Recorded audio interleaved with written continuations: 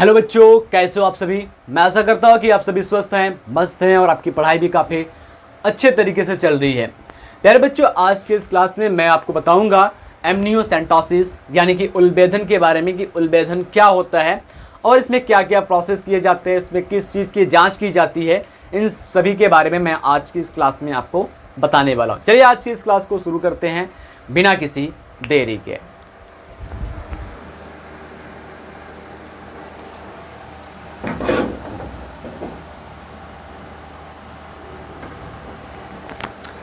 देखिए, अगर हम बात कर रहे हैं एमनियोसेंटोसिस, तो एक समय ऐसा था कि जिस दौरान एमनियोसेंटोसिस बहुत तेजी से हो रहा था और एमनियोसेंटोसिस के अंतर्गत भ्रूण जांच किया जा रहा था। यानी कि पेट में जो बच्चा पल रहा है वो मेल है या फीमेल है, इस चीज़ की जांच काफ़ी तेजी से हो रही थी, जिसके दौरान फीमेल फिटिसाइड का केस बहुत ही तेजी से इंक्रीज हो रहा था, बहुत ही ज़्यादा तेजी से बढ़ रहा था मादा भ्रूण हत्या, जिसको देखते ही, जिसको ध्यान में रखते हमारे भारत की सरकार ने क्या किया, एक कानून लाया जहां पर कुछ चीज़ों को पूरी तरीके से बैन कर दिया कि एमनियोसेंटोसिस के तहत इन चीज़ों की जांच नहीं की जाएगी, केवल किन चीज़ों की जांच की जाएगी उसके बारे में उन्होंने बताया कि एमनियोसेंटोसिस क्यों किया जाना चाहिए, उसके बारे में उस कानून में उन्होंने बताया। तो आज इसी को हम सीखेंगे और साथ ही सीखेंगे कि एमनियोसेंटोसिस में क्या क्या प्रोसीजर होते हैं उसको हम। चलिए आज की इस क्लास को शुरू करते हैं। यहाँ पर सबसे पहले अगर हम बात करते हैं तो अपने हेडिंग को डालते हैं। हेडिंग है हमारा एमनियोसेंटोसिस,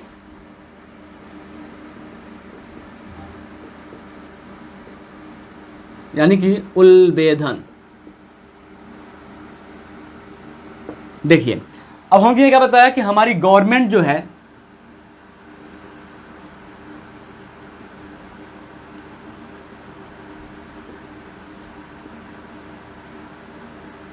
हमारी जो गवर्नमेंट है, government of India bring a law for amniocentesis.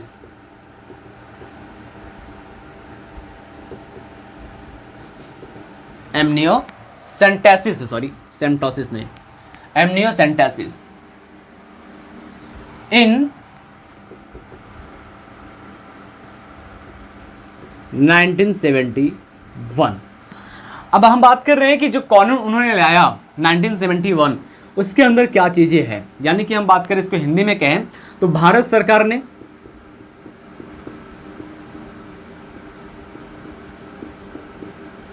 उन्नीस सौ 71 ईस्वी में उल्बेधन के लिए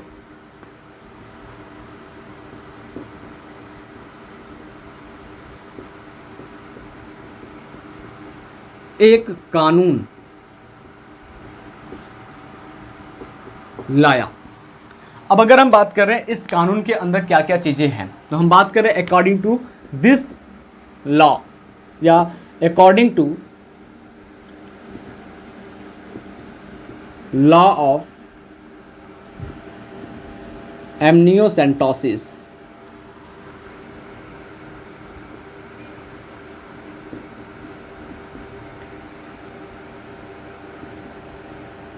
नाइनटीन 1971।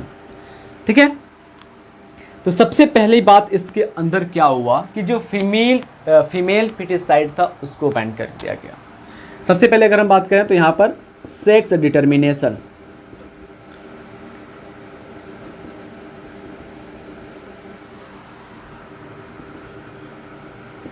स्टैटली बैन। ठीक है,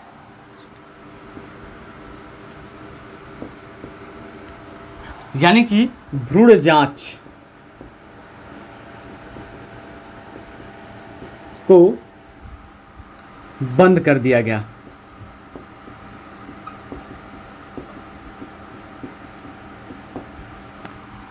भ्रूण जांच को बंद कर दिया गया। इससे क्या फायदा हुआ जब भ्रूण जांच बंद हो गई?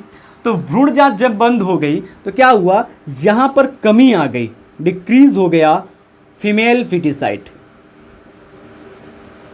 Female foeticide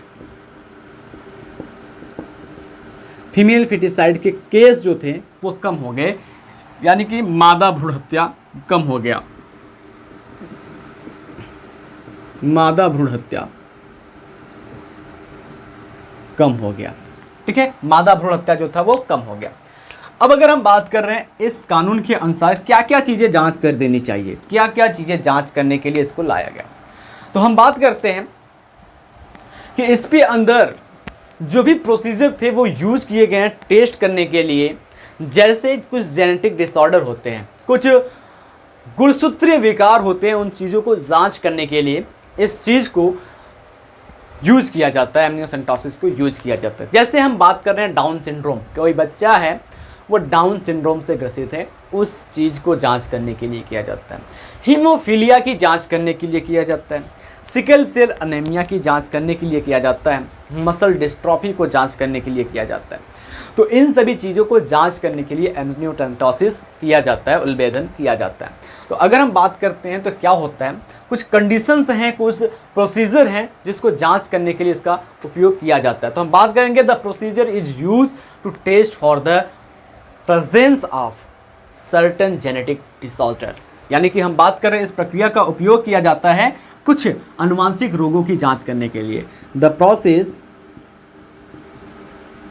is used to test the presence of certain genetic disorder.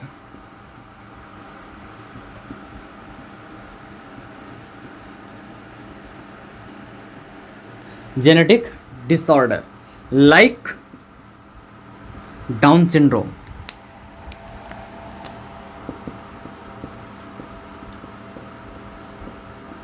Down syndrome, haemophilia,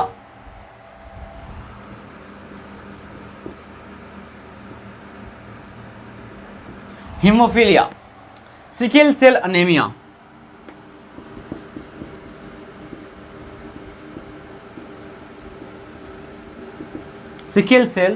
anaemia, muscle dystrophy या मस्कुलर डिस्ट्रॉफी आदि या ईटीसी चीज़ों की जांच करने के लिए किया जाता है। एंड इन सभी चीज़ों को जांच करने के लिए किया जाता है। यानी कि हम बात कर रहे हैं कि इस प्रक्रिया का उपयोग, लिखे हम यहाँ पर, इस प्रक्रिया का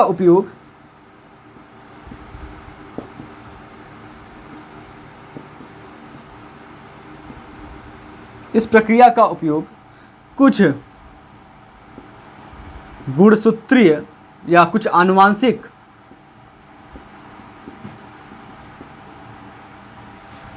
बीमारियों को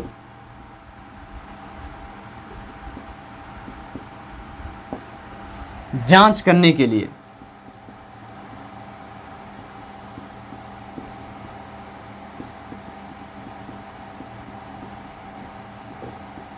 किया जाता है, जांच करने के लिए किया जाता है। जैसे हम बात कर रहे हैं डाउन सिंड्रोम, नीचे मैं लिखूंगा, आगे जगह नहीं है। Down syndrome,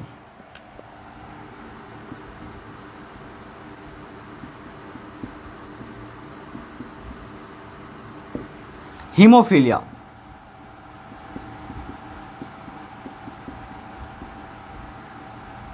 sickle cell anaemia,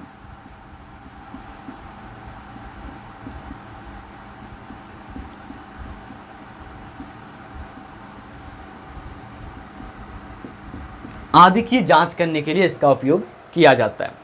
अब इसका मिसयूज क्या हो रहा है, तो मिसयूज हम बात कर रहे हैं तो मिसयूज हो रहा है, begin to use kill the normal female foeticide, एक सामान्य मादा भ्रूण को नष्ट करने के लिए इसका यूज किया जाता था। मिसयूज यही है, यहाँ पर जो आपने लिखा था सेक्स डिटर्मिनेशन, ये क्या है, इसका मिसयूज है। मिसयूज यानी कि दुरुपयोग, ये दुरुपयोग था। और इसका यूज क्या है, यूज किस लिए किया जाता है, यूज किया जाता है, इसको हम कहते हैं उपयोग। ठीक, उपयोग, ये चीजें हैं। अब अगर हम बात कर रहे हैं, ये आपका मिसयूज हो गया, यूज हो गया। अब अगर हम बात करें कि एमनियोसेंटोसिस की जो प्रोसेस होती है वो कब करवानी चाहिए, कितने समय तक करवा लेना चाहिए, ताकि जो माँ पेट में पल रही है उसको, ठीक है, माँ के पेट में जो बच्चा पल रहा है उसको, और उस माँ को जिसके पेट में बच्चा पल रहा है, उस दोनों को कोई हानि ना हो। तो हम कहेंगे कि amniocentesis usually done at 14 to 15 week of gestation, यानी कि जो एमनियोसेंटोसिस है, जो उल्बेधन है, उसको गर्भावस्था के 14 से 18 सप्ताह के अंदर करवा लेना चाहिए। तो यहाँ पर हम लिखते हैं कि एमनियोसेंटोसिस को कब से कब तक के बीच में करवाना चाहिए।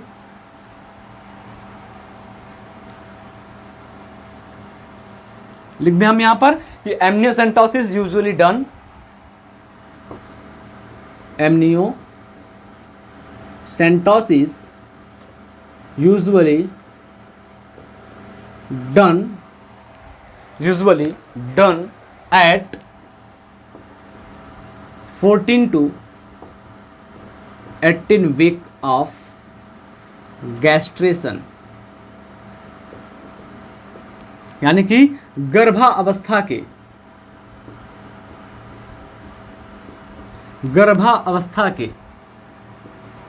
14 से 18 सप्ताह के अंदर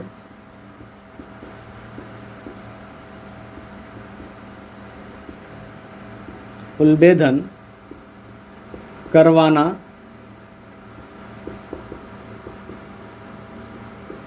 चाहिए। बात समझ में आया कि जब गर्भकाल चल रहा है उसके 14 से 18 सप्ताह के अंदर ही अगर हम एमनियोसेंटोसिस करवाते हैं, उल्बेधन करवाते हैं, तब उस फीमेल को और जो बच्चा पेट में पल रहा है उसको कोई भी नुकसान नहीं होगा। तो मैं आशा करता हूं कि एमनियोसेंटोसिस किस लिए यूज किया जाता है, कब यूज किया जाता है, आपको अच्छे से समझ में आ गया होगा। अब हम बात करते हैं प्रोसीजर, कैसे एमनियोसेंटोसिस यूज किया जाता है। तो यहीं पर मैं आपको यहाँ छोटे से एक डायग्राम के माध्यम से समझा देता हूँ। जैसे अगर हम बात कर रहे हैं, ये आपके किसी फीमेल के पेट में पल रहा बच्चा है,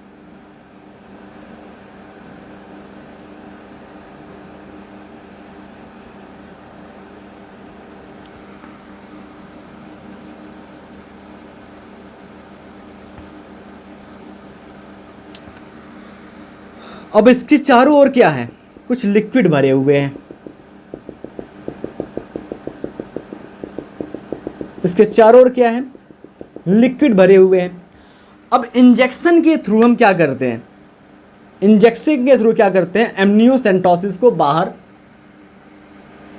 निकालते हैं। यानी कि एमनियोसेंटोसिस की प्रक्रिया में ये जो एमनियोन है, एमनियोटिक तरल है, इस एमनियोटिक तरल या एमनियोटिक फ्लूइड जिसको कहते हैं, उसको इंजेक्शन के थ्रू बाहर निकालते हैं। जब इंजेक्शन के थ्रू एमनियोटिक फ्लूइड को हम बाहर निकालेंगे, एमनियोटिक तरल को बाहर निकालेंगे, तो उस डेवलपिंग एम्ब्रियो की कुछ कोशिकाएं टूटी हुई होती हैं और जो उस फ्लूइड के अंदर, उस तरल के अंदर उपस्थित होती है। उस इंजेक्शन में उसकी कुछ कोशिकाएं आ जाती हैं और आपको पता है कि कोशिका के अंदर गुणसूत्र होता है और उसी के जरिए ही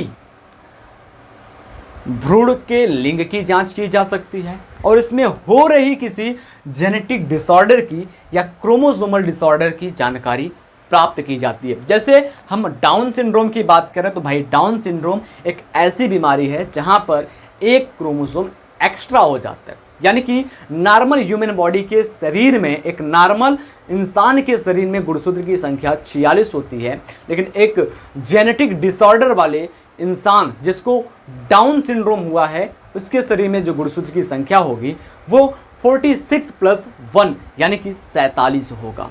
ठीक है, इस तरीके की जांच एमनियोटिक फ्लूइड के तहत किया जाता है। एमनियोटिक फ्लूइड को निकाल करके एमनियोसेंटोसिस के जरिए इस तरीके से उसकी जांच कर ली जाती है। तो मैं आशा करता हूं कि जो भी जानकारी हमने आपको बताई है वो काफ़ी आपको अच्छा लगा होगा। चलिए एक बार फिर से मैं आपको जल्दी से समझा देता हूं इस एमनियोटिक तरल के बारे में और एमनियोसेंटोसिस के बारे में। देखिए हमने क्या कहा कि एमनियोसेंटोसिस की बात करें तो इसको हम उल्बेधन कहते हैं। Government of India bring a law for amniocentesis in 1970 यानी कि अगर हम बात कर रहे हैं कि जो भारत की सरकार है उन्होंने उल्बेधन के लिए 1971 ईस्वी में एक कानून लाया और उस कानून के अनुसार हम बात कर रहे हैं तो कुछ मिसयूज होते हैं जिसको रोका गया, सेक्स डिटर्मिनेशन स्ट्रिक्टली बैन कर दिया गया, जो कि एक मिसयूज था जिसको बैन कर दिया गया। भ्रूण जांच को बंद कर दिया गया कि पेट में जो बच्चा पल रहा है वो लड़का है या लड़की है, इसको बैन कर दिया गया। उसके बाद जिससे क्या हुआ, फीमेल की फीटिसाइड केस कम हो गई, मादा भ्रूण हत्या कम हो गई। दूसरा है जो इसका यूज किया जाता है एमनियोसेंटोसिस का, किसके लिए यूज किया जाता है इस पॉइंट को, तो हम बात कर रहे हैं the process is use to test the process of presence of certain genetic disorder like Down syndrome, haemophilia and sickle cell anaemia, muscle dystrophy की बात कर रहे हैं। ठीक है, इन सभी चीज़ों की जांच की जाती है, यानी कि इस प्रक्रिया के द्वारा कुछ आनुवंशिक बीमारियों की जांच की जाती है जैसे डाउन सिंड्रोम, हीमोफीलिया और सिकल सेल एनीमिया आदि की। तो मैं आशा करता हूं कि ये सारी चीज़ें आपको समझ में आ गई होगी। मिलते हैं आपसे अगली क्लास में, तब तक के लिए जय हिंद, जय भारत। बने रहिए हमारे साथ बायोलॉजी पढ़ने के लिए।